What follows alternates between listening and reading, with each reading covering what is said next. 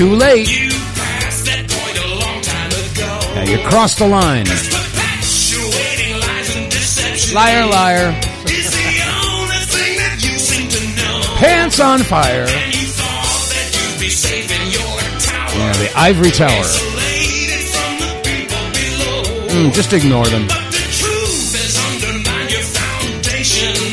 By so many people now in the know.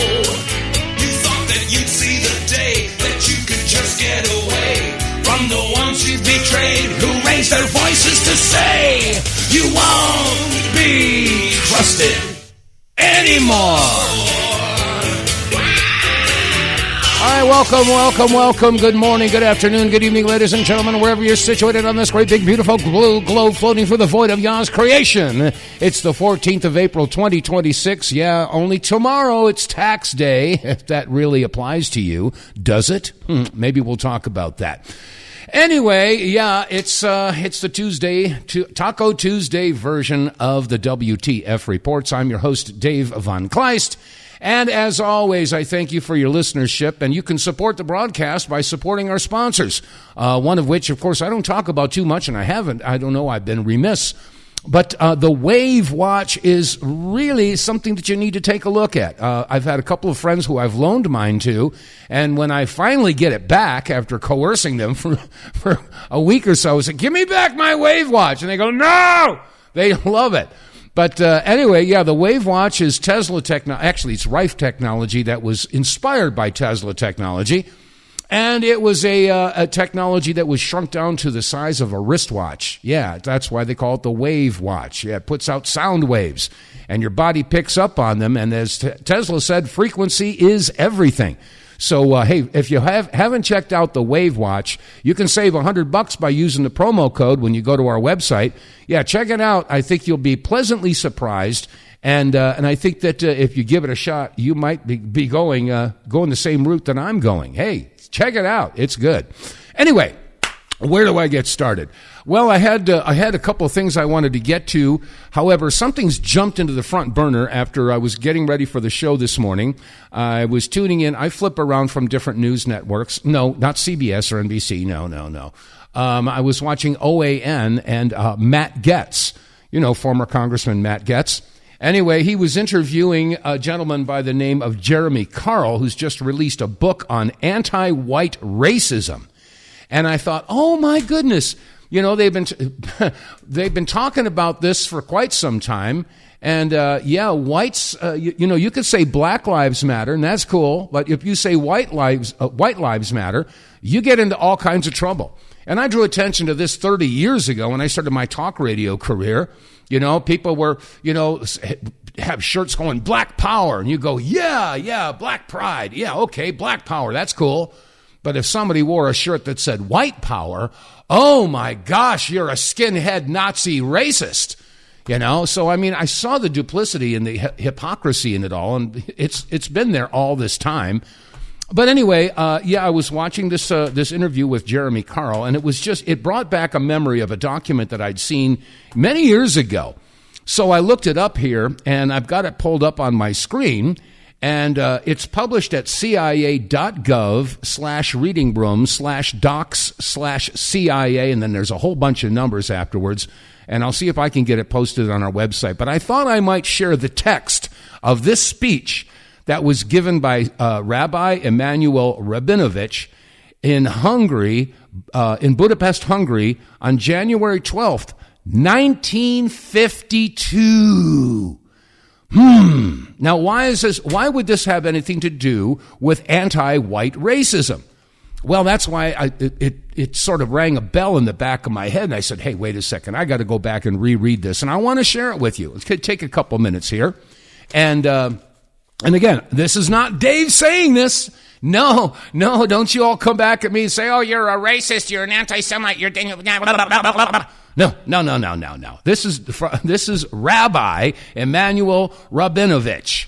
And yes, a truly godly man. Yes, a beacon of integrity, shall we say. Anyway, I will read the text of this. It'll take a couple of seconds here, but And I thought it might be interesting considering the fact that we're seeing anti-white racism going on and proliferating. I mean, we got all these folks out there that are screaming for reparations and stuff like that. This is all being generated, folks.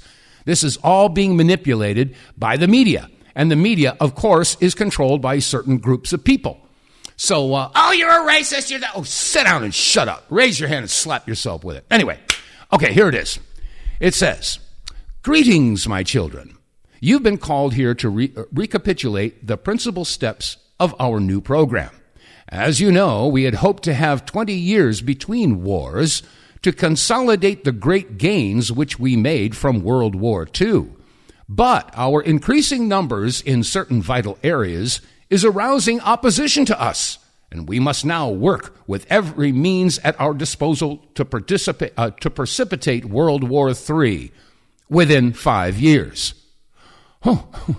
The goal for which we have striven so concertedly for 3,000 years is at last within our reach, and because its fulfillment is so apparent, it behooves us to increase our efforts and our caution tenfold. I can safely promise you that before 10 years have passed, our race will take its rightful place in the world with every Jew a king and every Gentile a slave." Parentheses, applause from the gathering, close parentheses. You remember the success of our propaganda campaign during the 1930s, which aroused anti-American passions in Germany.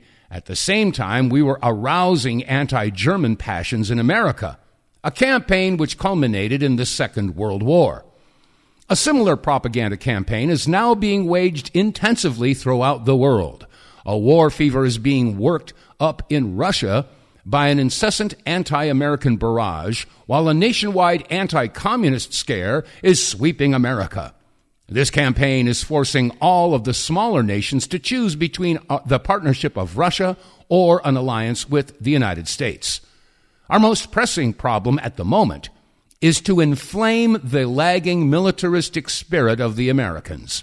The failure of the Universal Military Training Act was a great setback to our plans, but we are assured that a suitable measure will be rushed through Congress immediately after the 1952 elections.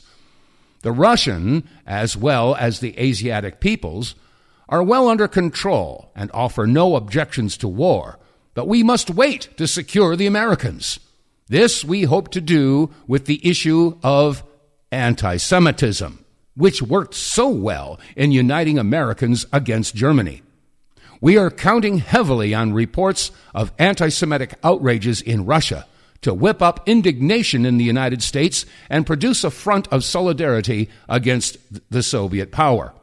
Simultaneously, to demonstrate to Americans the reality of anti-Semitism, we will advance through new sources large sums of money to outspokenly anti-Semitic elements in America to increase their effectiveness, and we shall stage anti-Semitic outbreaks in several of their largest cities. This will serve the double purpose of exposing reactionary sectors in America, which can then be silenced, and of welding the United States into a devoted anti-Russian unit. Within 5 years, this program will achieve its objective, the Third World War, which will surpass in destruction all previous contests. Israel, of course, will remain neutral, and when both sides are devastated and exhausted, we will arbitrate, sending our control commissions into all wrecked countries. This war will end for all time our struggle against the Gentiles. We will openly reveal our identity with the races of Asia and Africa. I can state with assurance that the last generation of white children is now being born. Our control commissions will, in the interests of peace and wiping out the interracial tensions, forbid the whites to mate with whites. The white women must cohabit with members of the dark races, the white men with dark women. Thus, the white race will disappear, for mixing the dark with the white means the end of the white man, and our most dangerous enemy will become only a memory. We shall embark upon an era of 10,000 years of peace and plenty. The Pax Judaica and our race will rule undisputed over the world. Our superior intelligence will easily enable us to retain mastery over a world of dark peoples. Question from the gathering. Rabbi Rabinovich, what about the various religions after the Third World War? Rabinovich replies, there will be no religions. Not only would the existence of a priest class remain a constant danger to our rule, but belief in an afterlife would give spiritual strength to irreconcilable elements in many countries and enable them to resist us. We will, however, retain the rituals and customs of Judaism as a mark of our heredity ruling caste, strengthening our racial laws so that no Jew will be allowed to marry outside our race, nor will any stranger be accepted by us. We may have to repeat the grim days of World War II, when we were forced to let the Hitlerite bandits sacrifice some of our people in order that we may have adequate documentation and witnesses to legally justify our trial and execution of the leaders of America and Russia as war criminals, after we have dictated the peace. I'm sure you will need little preparation for such a duty, for sacrifice has always been the watchword of our people, and the death of a few thousand Jews in exchange for world leadership is indeed a small price to pay. To convince you of this, to convince you of the certainty of that leadership, let me point out to you how we have turned all the inventions of the white man into weapons against him. His printing presses and radios are the mouthpieces of our desires, and his heavy industry manufactures the instruments which he sends out to arm Asia and Africa against him. Our interests in Washington are greatly extended, the Point 4 program for developing industry in backward areas of the world, so that after the industrial plants and cities of Europe and America are destroyed by atomic warfare, the whites can offer no resistance against the large masses of the dark races, who will maintain an unchallenged technological superiority. And so, with the vision of the world victory before you, go back to your countries and intensify your good work until that approaching day when Israel will reveal itself in all her glorious destiny as the light of the world. I thought you might find that enlightening. Yeah, well, I don't know. Is it backfiring on them? Because just recently, President Isaac Herzog, the Israeli president, made the following statement. I got to tell you, they are feeling like they're backed up against the wall. Now, you'll hear a woman's voice. That's the translator. Anyway, this is a statement from President Isaac Herzog of Israel. Right now, we are witnessing a rising wave of anti-Semitism that threatens Jews all around the world. As President of the State of Israel, I wish to remind us, Israel and the diaspora are one family with one shared destiny. And when a Jew, any Jew, is harmed anywhere on the face of the earth, our collective heart skips a beat. I call upon all world leaders. Empty words will not cover up in action. This is the time for courageous action. You must fight anti-Semitism with all means and in every place before it is too late. Right now, we are witnessing a rising wave of anti-Semitism that... Okay, it started to repeat there. So, they're really, really concerned about anti-Semitism popping up all over the world. I wonder why. And unfortunately, there are a lot of innocent Jews out there that have nothing to do whatsoever with the genocide that's been going on in the Middle East. And many Jews in Israel, and of course many here in the United States, do not support Bibi Netanyahu and his murderous genocidal regime. And unfortunately, for those who don't subscribe to that particular philosophy, unfortunately, there's something called guilt by association. And those who display that blue star may find themselves on the wrong end of, shall we say, hostilities here. So for those of you who stand by the blue star and who sport the blue star, you might want to consider taking a step back, maybe a few steps back, maybe 10 steps back, maybe a whole bunch of steps back, because you will be labeled because of the deeds of Netanyahu and his murderous regime. You may want to either, maybe even just, shall we say, I'm not going to represent there. I'm not going to believe that anymore. So I don't know. I certainly hope that we can sort this whole thing out. But unfortunately, I don't think that's going to happen. Not with a group of people who say that they've been at this for 3,000 years and now they're right at the end of that tunnel. The light at the end of the tunnel is now a wide opening and we're about to step into the sunlight, and yes, we will be in control of all the Goyim and all the Amalek, and they will all be our slaves. Whew. Wow. Anyway, I just thought I'd share that with you.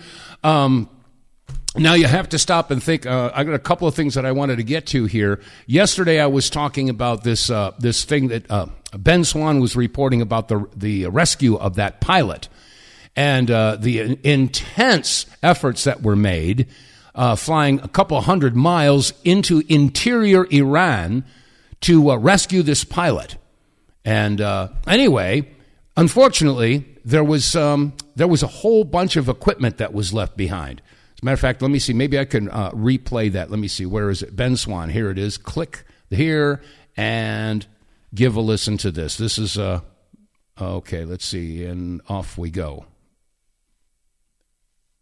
Here it is. So on Friday, a U.S. F-15E was shot down over Iran. Right? You know that part by now. This just days after President Trump said Iran's air defenses were completely annihilated. The pilot ejects, somehow survives. And by Saturday, a full search and rescue operation is underway. And this is where things start to get maybe almost hard to believe. We're told that the pilot had a sprained ankle. He hiked about 5 miles, though President Trump said he was bleeding profusely as this happened. He then managed to get to a rocky cliff area and climb about 7,000 feet up into a ridge where he was able to hide for hours. Again, all of this happening in a very short span of time. At the same time it's happening, U.S. drones are reportedly striking anything that comes within 3 kilometers of his position. And then the U.S. launches a massive recovery mission. Hundreds of special operators right near one of Iran's most important nuclear sites. Those operators seize an abandoned airfield 200 miles inside of Iran, and then they bring in at least 2 C-130s to extract that pilot. On Sunday, we're told the mission was a success. The pilot is now safe and sound. And somehow, no one is killed or even injured. But at the same time, video starts surfacing, and you can see some of it here. It shows something very different, at least a story that doesn't quite add up. Wreckage scattered across the ground, multiple aircraft destroyed, about $480 million worth, including what appears to be 2 different C-130s and 2 UH-60 Black Hawk helicopters. So right away, the official story, it just doesn't feel right. No, it On doesn't. Friday, a U.S. No, it does not feel right.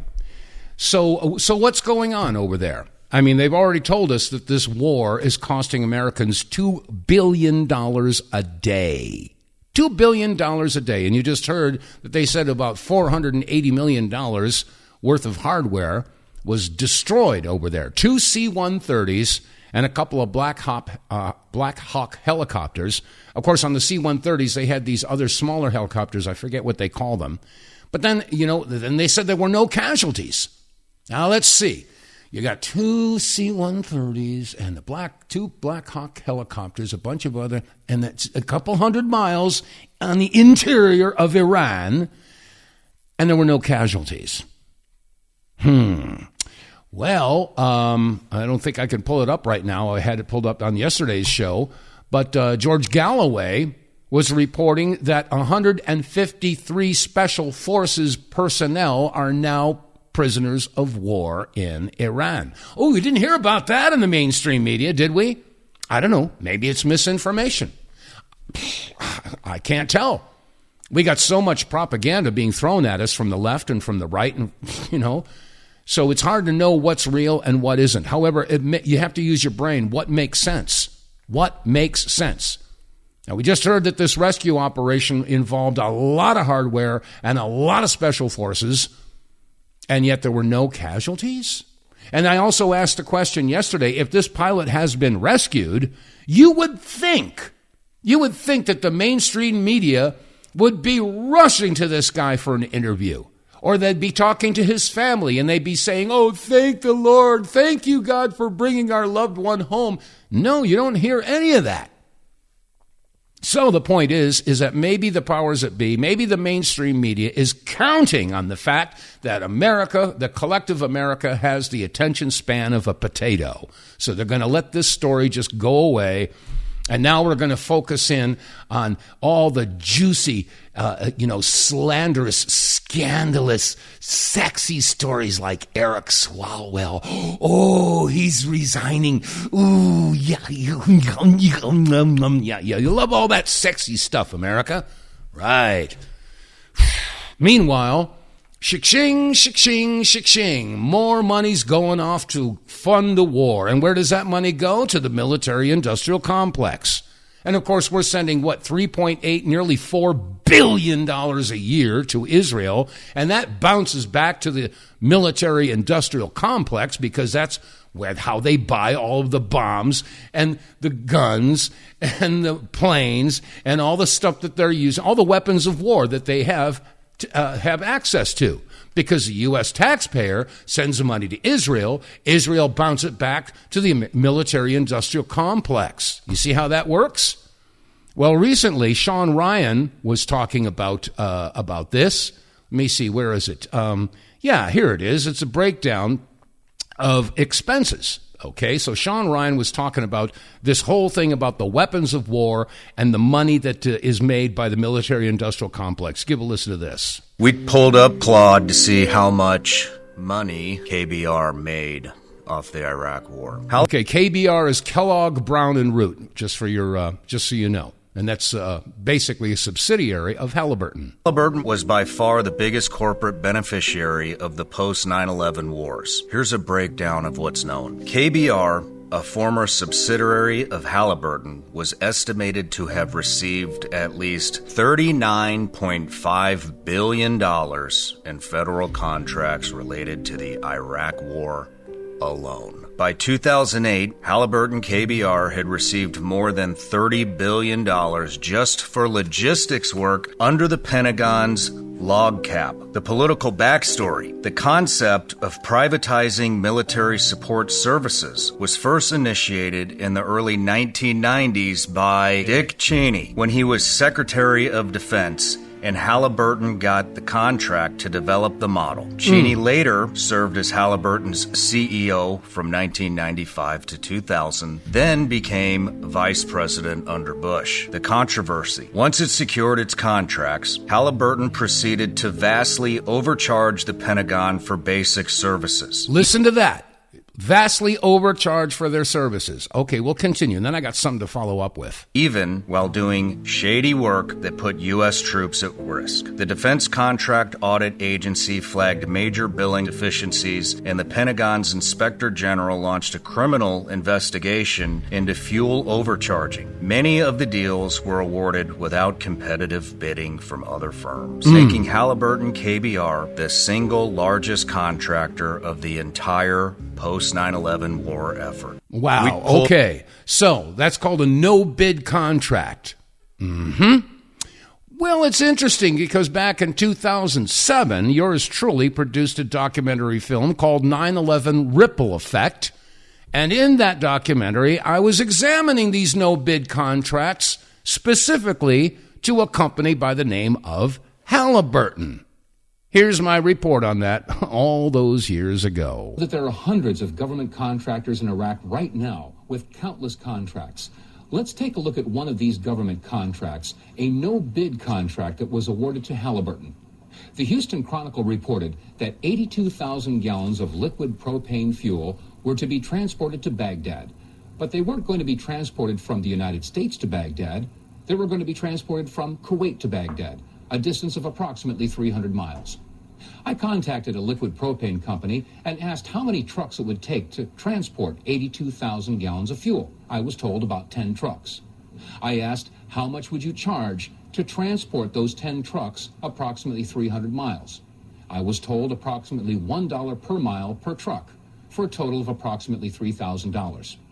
I asked if this was a government contract, how much would the charge be? and I was told that it would be 2 or 3 times that amount. So let's say it would be $10,000. The question is, how much was Halliburton awarded to transport this fuel? Okay, I'm pausing it.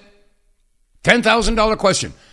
How much do you think that Halliburton charged for transporting the 82,000 gallons of liquid propane fuel?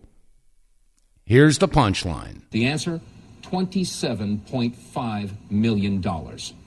How many of your tax dollars went to pay Halliburton to transport this fuel?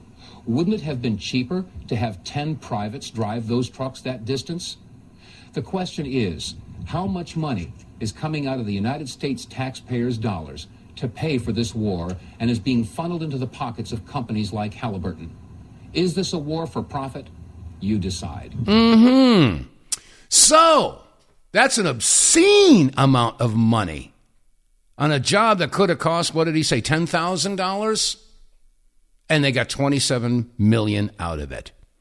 So this is how the American people are being financially raped over and over and over and over again. It doesn't stop. Nothing's changed. Nothing has changed. So I have to ask the question, when does it stop? How do we stop it? Scary stuff. Anyway, I'm going to take a quick break. I'll be right back.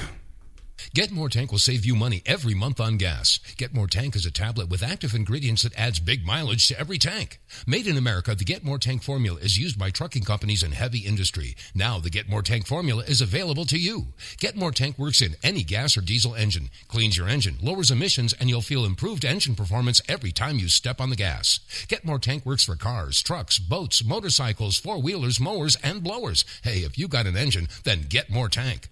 Contractors, electricians, plumbers, painters, and lawn service companies, Get More Tank will save you money and extend the life of your engines. If you're an owner-operator running your big rig around the town or across the country, Get More Tank will save you money too. If you're a farmer, all of your equipment can use Get More Tank. A 5-pack on sale at GetMoreTank.com for just $22.22 plus shipping. Use the promo code REDPILL101 and get 10% off. Save your money, save your engine, save the earth at GetMoreTank.com. Get More Tank is EPA registered, doesn't void warranties, results vary. And you can get more tank by going to our website, TheWTFReports.com. Don't forget the, T-H-E, TheWTFReports.com. Click on the sponsors page. It'll take you down to an area you can click on Get More Tank and read all the specifications and details about how and why this fuel catalyst works. Not an additive, a catalyst. Makes your fuel burn more efficiently. Makes it burn cleaner. You get more power. You get a cleaner engine.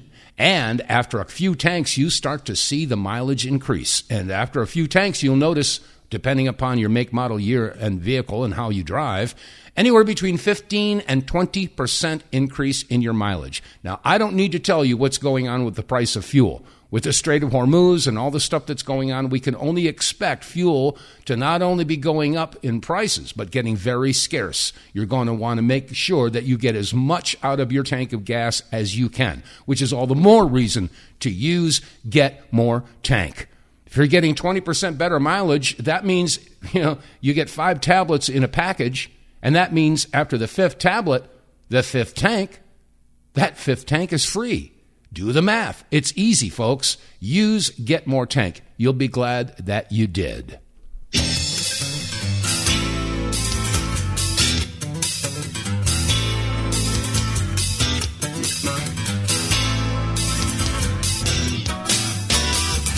Okay, coming up on 35 minutes past the hour, whatever hour you're sitting in, and let's take a trip down memory lane. Yeah, you remember during the whole hokey-pokey thingy-dingy that they were trying to push on you? Here's a bunch of broadcasts, a bunch of people, voices you will recognize. Remember all this? You are the unvaccinated. You are the problem. It is the unvaccinated who are the problem, period, end of story. The only people that you can blame, this isn't shaming, this is the truth. Maybe they should be shamed, are the unvaccinated. It's time to start blaming the unvaccinated folks, not the regular folks. Anyone you came into contact with will blame you, as will the rest of us who have done the right thing by getting vaccinated. Because frankly, we know that we can't trust the unvaccinated. I think it's time to get our moral house in order, Anderson. It's the unvaccinated who are the threat. All the vaccinated folks are going to start wearing masks to protect the unvaccinated folks. It's called a Christian value. You're basically punishing the vaccinated for the sins of the unvaccinated. People are not behaving honorably. The unvaccinated are basically saying, well, it's open season for me. I can do whatever I want as well. The unvaccinated are basically beating their breasts, running around the country saying, we don't care, we're living free, and so forth. We've been patient, but our patience is wearing thin. The unvaccinated, a group that includes children and people acting like children. And the rest of us are starting to get pissed off. The vaccinated feel the unvaccinated are making me upset or angry. This is not about freedom or personal choice. Well, my freedom is being kind of disturbed here. No. Screw your freedom. The other day, Howard Stern weighed in with a much different approach. Take a look. When are we going to stop putting up with the idiots in this country and just say, it's mandatory to get vaccinated? Their freedom. But you're treading on our freedom and you're making other people sick, and really you're killing other people. The anti-vaxxers, they seem to have a thing for death and home remedies. The anti-maskers turned anti-vaxxers are not just putting their own lives at risk. If that was the issue, we could just say that we can watch them compete to win place or show in the Darwin Awards. Okay, I'm going to stop it there. There's another minute and a half of all this stuff about shaming and just making fun of all the people who refuse to take the hokey pokey thingy dingy. Well, now we know a little bit different. Have we heard any apologies or backtracking from any of those media wonks that you just heard? I mean, my gosh, you had President Biden, you had Whoopi Goldberg, you had Arnold Schwarzenegger, you had Howard Stern, all these people. I'm sure you recognize a lot of their names. Well, now that all the information is coming out about the mRNA and the spike protein and the graphene oxide and all the other crap, and now we realize, oh my God, what have we done? So anyway, Dr. William Makis basically had the following to say in a recent podcast. Here it is. Taking the injections, no mRNA vaccines, no COVID vaccines, no flu vaccines. And, I have to agree with Dr. Peter McCullough on basically childhood vaccines. You should probably avoid altogether. Okay. We need a complete reset of the entire area of vaccines. We got to scrap the vaccine schedule, the childhood vaccine schedule, start from scratch. Now we need a complete reset in medicine and science, get the corruption out first. Yes. Then we can, think about sort of rebuilding. Right. So that's key. Just stop all of the injections. Stop taking the injections. Yeah, just stop taking all of them. Stop taking all of them. And recently, Robert F. Kennedy Jr. made the following statement. Here it is. Thank you very much. Thank you for those kind words, Mark Wayne. Thank you to Jim O'Neill, to Tom Jodesnik, to Marty McCary, and to Wendy as well. Thank you for that, for sharing your story. It's with a heavy heart that I'm announcing that the conspiracy theorists were right again. COVID mRNA vaccines caused a litany of injuries, including but not limited to turbo cancer, heart failure, extreme blood clotting, and perhaps gayness. That's a chicken and egg problem that we're still investigating. The implications are substantial, and there's no easy way to say this. Anthony Fauci is a goblin. And if you weren't gay prior to taking the vaccine, there's a massive chance that your sudden desire to binge the Bravo channel and watch Tim Walz rallies isn't an accident. Oh my gosh. So not only is it making you sick, but it's also screwing with your sexual orientation. Is that what he's implying? I wouldn't doubt it. Because the powers that be, we all know that their number one priority is to reduce the global population all the way down to 500 million people. That's their stated goal, literally etched in stone in the Georgia Guidestones, which were, of course, destroyed a couple years ago. But nonetheless, that's still the globalist goal. They want to destroy the human population. And as a matter of fact, just recently, the Surgeon General of Florida made this announcement. Basically, all vaccine mandates in Florida will be ended. Listen to this. But what I'm most excited about is an announcement that we're going to make, that we're making now, which is that the Florida Department of Health, in partnership with the governor, is going to be working to end all vaccine mandates in Florida law. All of them. All of them. Listen to that crowd. All of them. Every last one of them. How about accountability?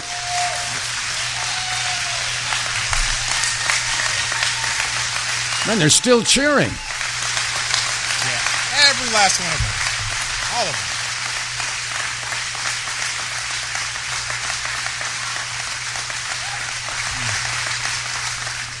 Every last one of them. Every last one of them is wrong and drips with disdain and slavery. Okay? Who am I as a government, or anyone else, or who am I as a man standing here now, to tell you what you should put in your body? Who am I to tell you what your child should put in your body? I don't have that right. Your body is a gift from God. What you put into your body is because of your relationship with your body and your God. I don't have that right. Government does not have that right. They want you to believe they have that right. And unfortunately, they've been successful. Yeah, that's because if you don't know your rights, you don't have any. All right, let's go to the phones. Let's see, checking the number here. Oh, it's Cynthia. Hi, Cynthia. Hey. Hey, am I on? Am I on? Yeah, you're on. Yeah, I was just playing a clip here. So what you got? I want to know if that was a parody when you said that the vaccines were being used to change people's sexual orientation. Well, that was RFK Jr. that said that. I know it was his voice, but I was just making sure it wasn't an AI parody or something. No, not that I'm aware of. No. Do you know who Eric Carlson is, Professor Eric Carlson? I've heard that name. Refresh my memory. He is one of the targeted individuals because he would not sign on to the climate scam as a professor at Stanislaus at the University of California, Stanislaus. Uh-huh. And he ended up being targeted, and he's retired now, but he set up an organization for targeted individuals. Mm-hmm. And he was being interviewed, and he said one line that caught my attention in particular. He said that EMF may be able to change your sexual orientation. I'm not surprised. I mean, they got that science down. They've been doing that for decades and decades and decades. When I first started my talk radio career, I did a show on the food additives, like bisphenol A and atrazine, and also the prions that leach from the plastics that we store our food in, and how they all mess with your hormonal levels. And I was asking the question way back when, in 1995, that if we don't get this crap out of our foods, where is our population going to be in a generation or two? And here we are, 30 years down the road, and California's got 63 different registered genders and people who identify as possums. So Catherine Austin Fitts was remarking on a speech given by an executive from Big Pharma, Mm-hmm. and said that they were installing an operating system with these vaccines. Yes. And if that operating system interacts with EMF, correct, which it's supposed to do, then, your child may end up being hormonally appropriate, but still influenced to become a different gender orientation than you would have expected. Oh, yeah, the danger is twofold or threefold. We don't even know what else could happen with that. When they've got graphene oxide in there, lipid particles, I mean, we already know that the lipid particles are destroying the reproductive organs of males and females. As a matter of fact, I have a clip here from Dr. Naomi Wolf. She was addressing the European Union. Christine Anderson was sitting right next to her. It's about a 30-second clip. Let me play it for the listeners. And let me know if you can hear this. I'm going to be playing this. Here it is. They told women in the study not to get pregnant. Nonetheless, 270 women got pregnant in the study, vaccinated women. Now, 234 of them, the records of what happened to that pregnancy were lost, which is illegal. Pfizer is supposed to follow them through pregnancy. However, of the 36 women who gave birth, over 80% of them lost their babies. Over 80%. Pfizer knew that. Pfizer knew it. Did you hear that clip, Cynthia? Yes. Okay. So it's not just the reproductive issue. It's also, like you brought up, the possibility that there is nanotech, as Catherine Austin Fitz has been talking about, that basically turns your body, it's basically an operating system. And it will react to EMF, to microwave technology, and that we might all, one doctor even said it's going to turn us all into zombies. So I don't know, but I do know that it's not supposed to be there.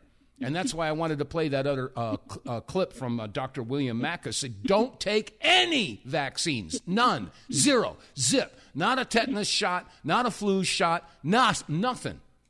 Because we don't know what the heck they're putting into this stuff, into these injections. Are you there? I'm here. Yeah, okay. I'm sorry. I'm a bit fired up. I got a ton of stuff I wanted to get to here, and the time's almost gone already. All you do, and let me turn it back over totally to you, okay? Oh, thank you, sweetheart. All right, you be good. Okay, bye-bye. Okay, let's see. Moving on. Here is a testimony from attorney Todd Chandler, and he's talking about the ramifications in our military. Because don't forget, our military personnel was forced to take the hokey pokey thingy dingy, and there's a problem with that too. I want to hear this correctly. Yes. Okay. We know from the DMED database, the military's database, which we're looking at because that's our plaintiff class, that in 10 months of 2021, so not even the complete year, all causes, morbidity and mortality had increased, according to the military's own numbers, by 1,100%, 1,100% over 2020. Wow. Among who? What was the population? Between 18 and 40 was the DMED population, if memory serves. In the military members. Military yes, numbers. Yes, that's what I'm telling you. That is the database that we're operating on. 1,100%?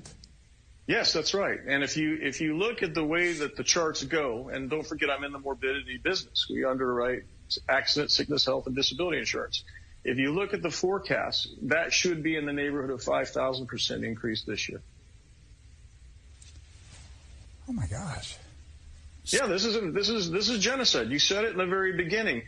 Look, one easy way to look at this is really simple. If you look at all of the documentation, Pfizer's documentation, we did mass spectrometry on their vials. We know what's in these things. And in fact, they even admit that they added an HIV protein into the shots for the purpose of disabling people's autoimmune. Right? They couldn't slip these lipid nanoparticles, which are in fact little bombers that carry pathogenic proteins, to effectuate gene modification in the individual, gene therapy as they call it. In order to get those lipid nanoparticles past your cellular defense, your body's defense, they had to disarm your immune system. Yes. And they did that. It's in all the scientific papers. What they didn't do is undo that so effectively. And when you talk to our expert witness, you call it autoimmune deficiency syndrome. It's basically vaccine AIDS. And right now, they're coming to understand this. People are showing up HIV positive. People with 3 shots have no immune system left over whatsoever. There is no other way to characterize this other than intentional homicide, the unlawful taking of a human life, except that it's in large numbers, which makes it a genocide. So this is criminal, and we actually filed a criminal complaint. We created one in March of 2021. 20,000 of them were downloaded and filed all over the United States and the world, and until very recently, no law enforcement would take up the case or even investigate it. That's called a conspiracy. It's a very grand conspiracy. Yes. A vaccine-delivered AIDS epidemic. That's right. That's correct. In fact, what's really odd about that is Now they're starting to open up the FEMA death camps, as I call them, their quarantine centers under the intergovernmental agreements. And you will note, and I'll send you a copy of one, that the camps are not to discriminate for purposes of infectious disease, for purposes of who gets quarantined and who doesn't. They're not allowed to discriminate against people that are AIDS positive, HIV positive, because that would be the entire population of people that got those shots. Wow. Particularly the Pfizer or Moderna shots. We know that those are the HIV proteins that they put in there in order to disable the immune systems. And the vaccinated people,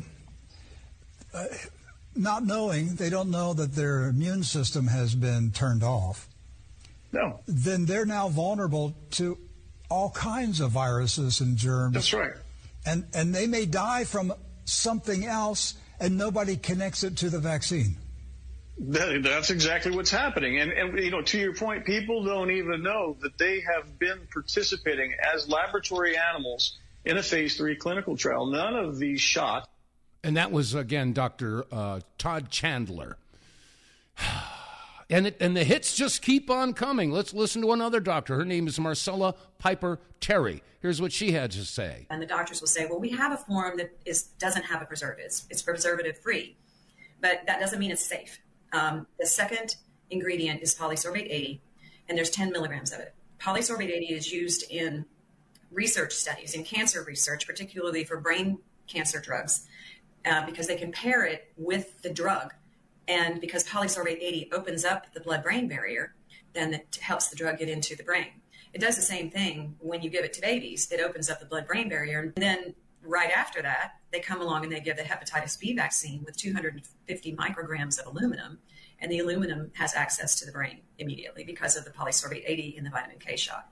Another issue with polysorbate 80, in 2016, issued a statement of concern about Gardasil, because the Gardasil injections at that time contained 50 micrograms of polysorbate 80. And there is concern about polysorbate 80 causing premature ovarian failure. It's used in clinical studies to induce infertility. So when you inject the vitamin K shot, the Amphastar has 10 milligrams. So they were concerned about 50 micrograms of polysorbate 80. 10 milligrams is 200 times the amount of 50 micrograms. So that raises the question, is the vitamin K shot a factor in the infertility problems that we're having in young people today? So this is why you're hearing people say, don't take any vaccines. Don't let your newborn child get that vitamin K vaccine or injection, whatever you want to call it. I mean, it's just overwhelming, the information that we're getting now about the hokey-pokey thingy-dingies, and we're not just talking about the COVID shot. We're talking about all the injections. And by the way, Ian McDonald posted, and yeah, you can say anti-Semitism all you want, but the bottom line here is that Pfizer, AstraZeneca, Johnson & Johnson, Moderna's chief scientist, the CDC, the COVID czar, the Secretary of State, the Attorney General, and BlackRock are all run by those who sport the little blue star. Let that settle in, folks. It's not anti-Semitism. Don't you even dare go there. But I mean, how many coincidences have to occur before the coincidences are no longer coincidences? Now, here's a woman that was very upset, and there may be a bad word in there. I didn't have time to go through and edit all these clips, but anyway, I want you to hear what she had to say. I was a Pfizer victim, and I just found a post that I didn't know about. Nobody had sent it to me from some testimony that was given on March 19th in Germany by a Pfizer employee about the Pfizer shots. And I was just going to sit here and summarize it for you, but I'm going to have to put it in the caption, and you're going to have to read how I feel about it because I'm too emotional. I need to go to sleep. But all I can say is, see, I can't even get through it.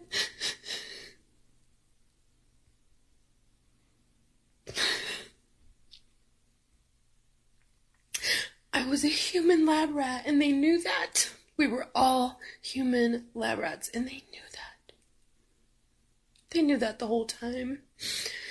And it's coming out now 5 years later. You know, they could have made this silenced a lot longer. They tried to seal the documents. If you remember, they tried to seal them so I wouldn't even know. I wouldn't see any of this because I would be dead. So I just feel very validated, but also just so horrified. Because no matter what, you always have this little bit of a doubt in your head, like, maybe it wasn't as bad as I thought. Maybe I was over-dramatizing it. I don't know. You, like, play these games with yourself, and I think that's PTSD. But they fucking knew. They knew. Yes. The whole time. They did know. And I was tortured. Like, all my injured friends were tortured by medical staff. Like, absolutely gaslit and disregarded and passed around. And we were lab rats. Do no harm, right? So yeah, I'm one of the lucky ones. I'm still alive. I figured out how to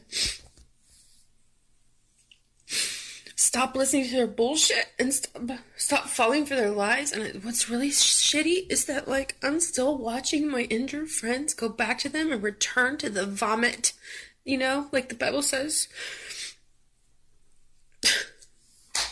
The vomit of the pharmaceutical industry, pretending that they can help these people. They don't even know what they did to us because they didn't even test it. So, yeah. If you know someone injured, please go watch this testimony. It'll be linked in my caption, and as well as the transcript. So if you would just want to read it, it'll be there too. So anyway, I'm going to go. I've got to get some sleep. Okay, thank you, my dear. And I'm so sorry because, you know, I know some people that did get the whole regimen. Yeah, they got the first poke, they got the second poke, and they got the booster, and now they're sick.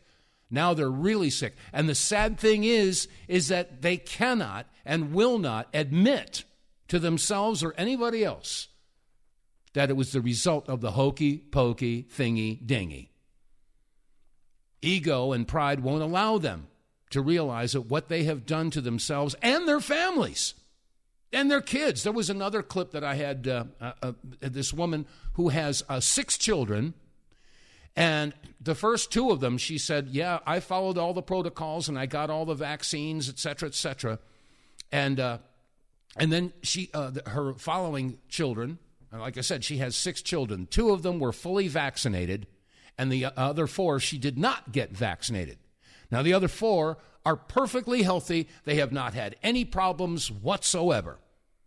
And yet the first 2 have had nothing but problems. Don't think that this is not intentional, folks. I have even more stuff. I wish I had a 2-hour show because I got so much stuff about this plan for population reduction. I had a clip here ready to play from Max Egan, but I just don't have time for it right now. But, folks, we are at war. And the sad fact is that a huge segment of the population of this country does not even see it. They don't realize it. We are under attack. We are literally under attack. It's the globalist agenda to reduce the population, and the people that are pulling the strings and behind the scenes, the ones who are in control, they're controlling your media. They're controlling agriculture. They're controlling big pharma. They're controlling everything. And you know who I'm talking about. There's no hiding it anymore. And yes, the powers that be, when they're getting recognized as who and what they are, you're called an anti-Semite. I hate to be sharing all this bad news with you folks, but you know, if you're going to defeat the beast, you have to have the courage to stare it in the eyes. Get right in their face. Right in their face. Anyway, hopefully we can come out of this thing, but you know, it's going to require all of us to rediscover our testicular fortitude and understand that, yes, there is a reason that our Constitution says it is their right, it is their duty to throw off such government and provide new guards for their future security.